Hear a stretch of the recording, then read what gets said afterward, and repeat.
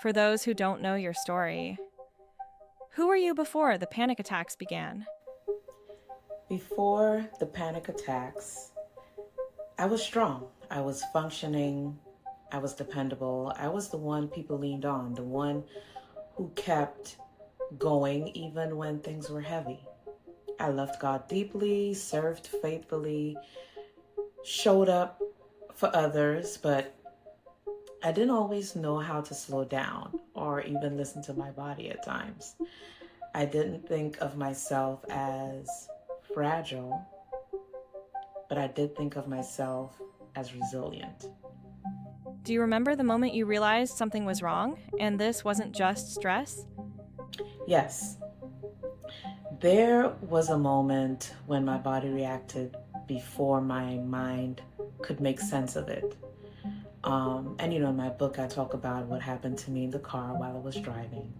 My heart was racing, my breathing felt hijacked, and no amount of reasoning could calm it down.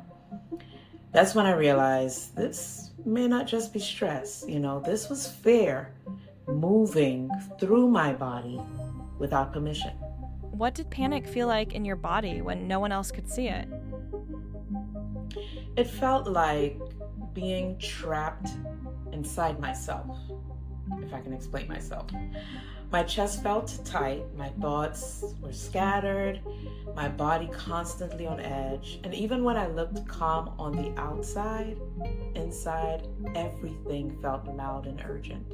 It was exhausting because no one could see the fight that I was in. What was the scariest lie your mind told you during that season?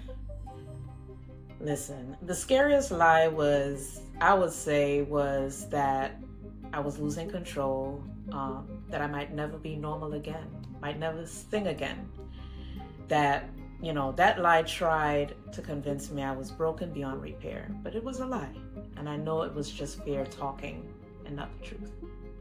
Did you ever fear that you might not come back to the version of yourself you once knew? Yes, there were moments I grieved who I used to be. I wondered if that confident, fearless version of me was gone forever. What I didn't realize, though, was that God wasn't taking me backward. He was reshaping me forward. How did your relationship with God change when prayer didn't immediately make the panic stop? It deepened. My relationship with God deepened. I had to learn how to trust God beyond instant answers. I learned that faith isn't proven by how fast relief comes. It's proven by staying anchored when it doesn't. God didn't leave me. He walked with me through it. What do you say to people who believe strong faith means you shouldn't struggle like this?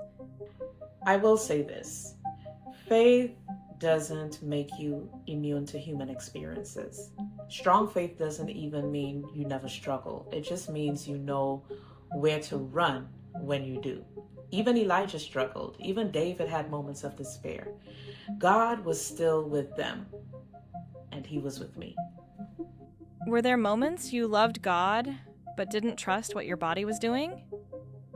Yes, I trusted God, but I was afraid of my own reactions. My body felt unpredictable, and that was unsettling. Healing came when I realized my body wasn't my enemy, and it was responding to what it had been carrying for too long. When did you realize healing wasn't about going back, but about becoming someone new? When I stopped chasing who I used to be, I started accepting who God was forming me into. Healing wasn't restoration of the past, it was transformation for the future. What truth finally interrupted the cycle of fear? The truth that fear does not get the final word. That sensations are not sentences, that panic can pass, and it does. Once I stopped fighting fear and started grounding myself in truth in God's word, the cycle began to break. Was there a moment you felt God say, "This won't break you"? Yes, quietly, gently, not in a loud declaration though, but in peace, returning little by little. I knew this season was shaping me, not destroying me. How did panic try to redefine your identity, and how did you reclaim it? Panic tried to label me as weak, tried to label me as unstable, tried to label me as fearful, afraid, but I had to start reclaiming my identity by remembering who God called me before fear ever spoke. I am not my symptoms, I'm not my thoughts. I am still called, still capable, still covered. What did you have to unlearn about strength, control, and surrender? I had to unlearn the idea that strength means never needing help. I had to release control. I had to learn trust. Surrender wasn't giving up. It was letting God carry what I was never meant to hold alone. Why did you name your book Breaking Through? Because healing didn't come all at once. It came layer by layer. Fear didn't disappear overnight. But I broke through it step by step. It was a process. And if I could break through, I know others could too. What does breaking through actually look like when healing isn't instant? It looks like choosing truth when fear speaks. It looks like grounding yourself when panic rises. It looks like progress, not perfection. Breaking through is continuing forward even when it's uncomfortable. What would you say to the person watching this who's afraid they're losing their mind? You're not losing your mind. Your nervous system is overwhelmed, but it can be regulated. You are safe, and this too will pass.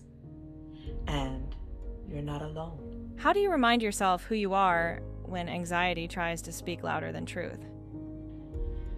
I slow down. I breathe. I have a couple of declarations that I declare aloud to myself because there is power in your tongue.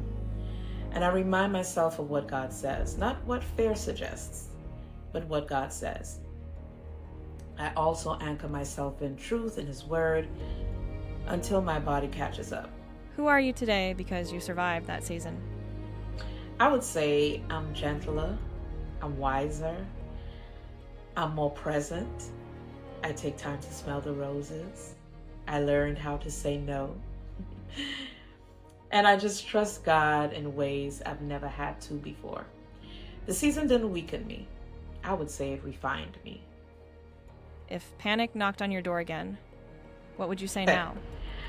Woo, listen, I don't know. Well, I would say, you don't control me anymore. I know who I am, and I know this will pass. Because I didn't just survive panic, I broke through it.